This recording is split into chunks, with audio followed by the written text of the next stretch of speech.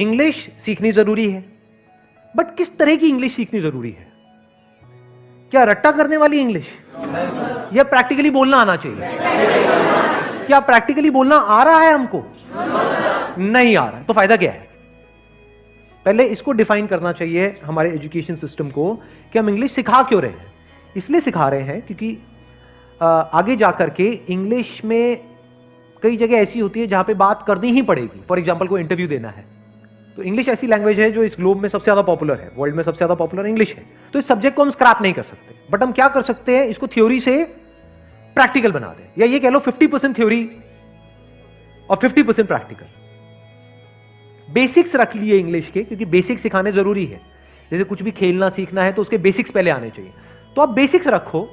जो भी एडवांस्ड है उसको हटा दो इंग्लिश में से, सिलेबस में से आपने उड़ा दिया। अब टाइम बचा आपके पास में, उसमें आपने क्या किया, प्रैक्टिकली करवाया।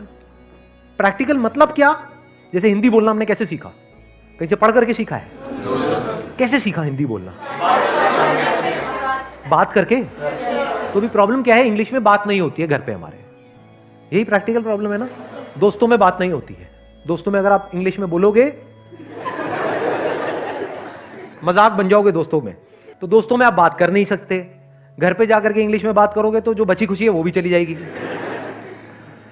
तो एटलीस्ट टीचर के प्रेजेंस में, टीचर का बस इतना काम होना चाहिए, जैसे ही कोई कुछ गलत बोले उसको थोड़ा सा करेक्ट कर दिया, बस। मजे की बात ये, टीचर को बोलनी आती होगी इतनी या उसने भी रट रखा है। अब ऐसी टीचर हायर करो, ये स्कूल्स के लिए है कि भाई ऐसी टीचर हायर करो जिसको इंग्लिश बोलनी आती है। इंग्लिश बोलना सीखना ज्यादा जरूरी है बजाय के रटना, क्योंकि जो भी रट रहे हो वो सब भूल जाओगे, वो सब थ्योरी है, सब बकवास है। हिंदी को जितना मर्जी रटवा दो, जब तक प्रैक्टिस नहीं करोगे हिंदी बोलने की, हिंदी बोलना नहीं सीख सकते। और लैंग्वेज किस लिए है? ताकि आपस में बात करी जा सके, कम्युनिकेट कर सको। मतलब बेसिकली जैसे पानी है ना, वो बहता है कि मतलब कोई रुकावट ना आए, ऐसे वो बहनी चाहिए, उसको फ्लुएंसी बोलते हैं।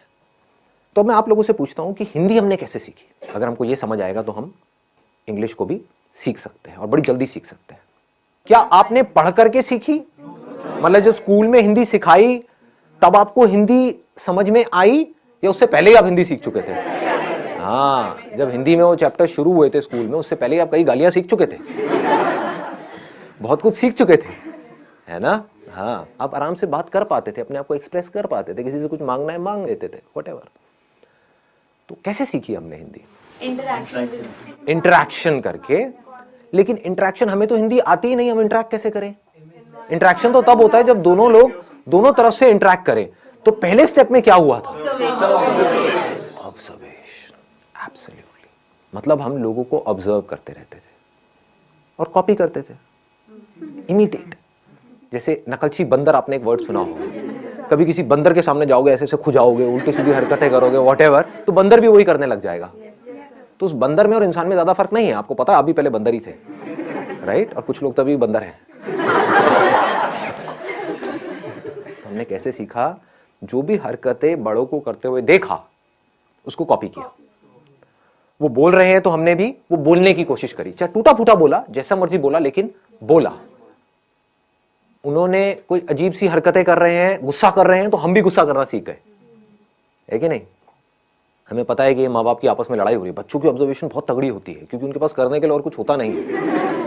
बैठे बैठे बस देखते रहते हैं, तो बच्चे ऑब्जर्व करते रहते हैं माँ बाप आपस में कैसे लड़ रहे हैं, कैसे माँ लड़ करके अपनी बात मनवा रही है बाप से। तो बच्चा वहां से सीख लेता है, बच्चे को समझ आ जाता है, अच्छा मुझे यही कुछ करना पड़ेगा, ऐसे नहीं मानने वाले, है ना। तो बच्चा टेंट्रम करना सीख जाता है, और फिर उसको वो चीज मिल जाती है, तो फिर अगली बार और टेंट्रम करता है, और ऐसे ही हम सीखते हैं।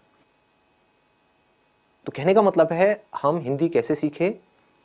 देखते रहे, समझ नहीं आ रहा था, क्योंकि जब हिंदी आती ही नहीं तो समझ कैसे आएगी। बट धीरे धीरे हम ऑब्जर्व करते रहे, समझते रहे कि जब ये इस तरह के वर्ड्स मुंह से निकलते हैं किसी के, तो उसके बाद में एक्शन क्या होता है, उसके साथ में क्या जुड़ा हुआ है। टॉय, तो इमीडिएटली हमको समझ आया इसको टॉय बोलते हैं, है ना। तो वहां पर बहुत सारी कंफ्यूजन भी होती है बच्चों के अंदर, क्योंकि वो कई बार गाड़ी को भी टॉय बोल देते हैं। क्यों? क्योंकि अभी क्लियर नहीं हुआ है कि टॉय क्या है। लेकिन फिर क्या हुआ, धीरे धीरे उन्होंने बोलना शुरू किया, गलतियां करी, करते एफर्टलेसली कम्युनिकेशन होने लग गया, इंटरैक्शन होने लग गया। उस इंटरैक्शन से क्या हुआ कि अब वो जो सोच रहे थे वही वो बोल रहे थे, वहां पर कोई कॉन्फ्लिक्ट नहीं था। बच्चों की यही खास बात है, बच्चों के अंदर कोई फिल्टर नहीं है। दिस इज द ब्यूटी, इसीलिए बच्चे बड़ी जल्दी सीखते हैं। तो पहला स्टेप हमको पकड़ में आ गया, ऑब्जर्वेशन। दूसरा है प्रैक्टिस। अब यहां पर एक बहुत बड़ी प्रॉब्लम है, वो आप बताओ मुझे क्या है। प्रैक्टिस करने में, प्रैक्टिस करे कहां और किसके साथ? किसके साथ करें? आप समझ गए ना, हमको पता है ये सारी बातें, लेकिन हम एक पॉइंट पे जाकर के अटक जाते हैं, उसके आगे नहीं बढ़ पाते। अब मैं उसके और एक लेवल डीप में जाने वाला हूं। प्रैक्टिस कहां करें, किसके साथ करें, कैसे करें? दोस्तों से करोगे तो वो माँ बहन की गालियां निकालने लग जाएंगे, है कि नहीं? घर में आप किसी से बात करोगे, अपनी मदर से करोगे, तो आपकी इंग्लिश जो बची खुची है वो भी खराब हो जाएगी। बड़े अंग्रेज आए। हाँ, बड़े अंग्रेज आ गए हैं जी। क्या हो गया, हिंदी हमारी मातृभाषा है, इंग्लिश सीखना जरूरी थोड़ी ना है। उनको बोलो ठीक है, इंग्लिश सीखना जरूरी नहीं है, लेकिन ये जॉब है, वहां पर इंटरव्यू होने वाला है, वो इंग्लिश में होने वाला है। बोलना अपने घर वालों को, अगर कोई बोलता है ना ऐसी कोई तकियानुसी बातें करते हैं कि हमारी हिंदी मातृभाषा है और इंग्लिश सीखना जरूरी नहीं है, तो उनको बोलो ठीक है, फिर तो इंटरव्यू भी देना जरूरी नहीं है, नौकरी भी करना जरूरी नहीं है। हाँ, बेचो अपना घर, एफडी कराओ, मजे से रहेंगे। खाना ही तो खाना है, उसके लिए नौकरी क्या करनी है? आपका घर है तो सही, बेच देंगे, एफडी करा देंगे, किराए पे रहेंगे।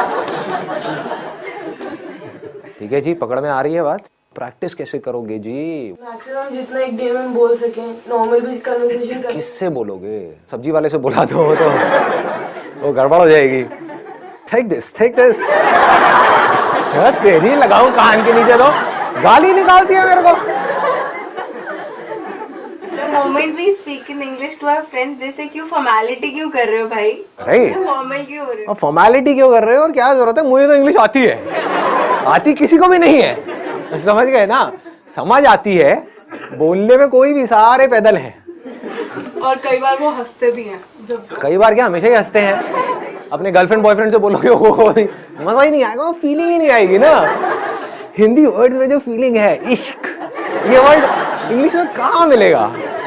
लव में वो मजा थोड़ी है। हाँ, प्यार, मोहब्बत, सारी फिल्में ऐसी देख देख करके हम बड़े हुए हैं। दिलवाले दुल्हनिया ले जाएंगे, You'll be my bride, you know? इसमें मजा नहीं आएगा, तू मेरी दुल्हन बनेगी। क्या प्रेम रोग? ये पिक्चर देख देख के आप बड़े हुए हो। ओ भाई साहब, सारे प्रेमी बैठे हैं यहाँ पर, बड़े बड़े हैं। बढ़िया है जी। बताओ जी, ऑप्शन बताओ। It's a good idea. आप लिख सकते हो, मतलब डेली बेसिस पे अपनी एक डायरी लिख सकते हो कि क्या हुआ आज मेरे साथ में पूरे दिन में। उसमें मज़ा भी आएगा, और उस डायरी को जब आप 1 साल बाद पढ़ोगे तो अपने ऊपर बड़ी हंसी भी आएगी, क्योंकि उस टाइम पे जब आप लिखना शुरू करोगे तो इंग्लिश बड़ी कमाल की होगी। ये मैं स्कूल में लिखता था, अब मैं बता नहीं सकता उसमें मैं क्या क्या लिखता था, बट अब मैं देखता हूँ तो बहुत हंसी आती है। मतलब कमाल की इंग्लिश होती थी, पता नहीं क्या क्या मैं बनाता था, क्या क्रिएटिविटी, सारी क्रिएटिविटी उसमें चली जाती थी, है ना? तो this is a good idea कि आप लिख सकते हो अपने जो थॉट्स हैं, सुबह से रात तक जो भी कुछ किया है, क्योंकि लिखने के चक्कर में क्या होगा, आपको पहले सोचना पड़ेगा। सोच करके ही तो लिखोगे, बिना सोचे कैसे लिखोगे? तो this is a good idea. और बताओ, व्हाट एल्स? सर, हम उनसे बात कर सकते हैं जिनको हिंदी आती नहीं।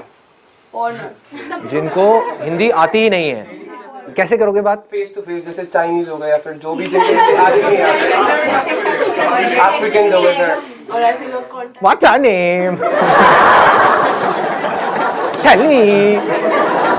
चाइनीज से मत करना भाई साहब, नहीं नहीं। ऐसा कोई तरीका जो फिल्टर ना हो, जैसे अभी डायरी का ऑप्शन दिया, उसमें हम प्रैक्टिस कर रहे हैं, लिख रहे हैं, अपनी डे टू डे लाइफ के बारे में लिख रहे हैं, लेकिन सोच सोच के लिख रहे हैं, वो फिल्टर आ रहा है, वो फिल्टर को कैसे रिमूव करना है, ये कोई तरीका? सोचना फिल्टर नहीं है, क्योंकि अगर अभी आप हिंदी भी बोलोगे तो सोच करके ही बोलोगे, वो बस इतनी जल्दी हो जाता है, हमको एकदम से पता नहीं लगता है।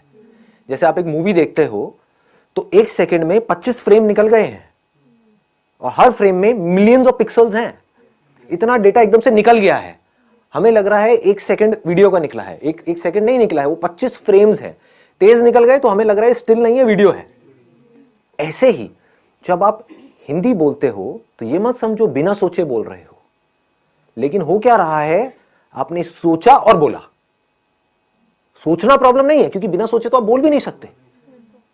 हाँ, मैं आपसे पूछता हूं वेदर कैसा है, आप यही बोलोगे वेदर अच्छा है, ना ज्यादा ठंड है ना ज्यादा गर्मी है। ये वर्ड्स कहां से आए? जो आपने एक्सपीरियंस किया, जो फील किया, उसके साथ में कुछ वर्ड जुड़े हुए हैं। वो सारे जो वर्ड जुड़े हुए हैं वो सब हिंदी में जुड़े हुए हैं। तो उस फीलिंग को, उस एक्सपीरियंस को आप फ्लुएंटली एक्सप्रेस कर पा रहे हो, क्योंकि उसके साथ में वो वर्ड्स पड़े हुए हैं। इंग्लिश के भी पड़े हुए हैं। इसको ध्यान से समझना जो चीज मैं बोल रहा हूं। हिंदी के भी पड़े हुए हैं, इंग्लिश के भी पड़े हुए हैं, बट आप हिंदी फ्लुएंटली बोल पा रहे हो, इंग्लिश नहीं बोल पा रहे। क्यों? क्योंकि आप सोचते, अब इसको ध्यान से समझना, क्योंकि आप सोचते ही हिंदी में हो और आप हिंदी से इंग्लिश में कन्वर्ट करके फिर बोल रहे हो। कुछ ऐसा हो जाए अगर आप सोचना ही इंग्लिश में शुरू कर दो तो क्या होगा? Problem solve.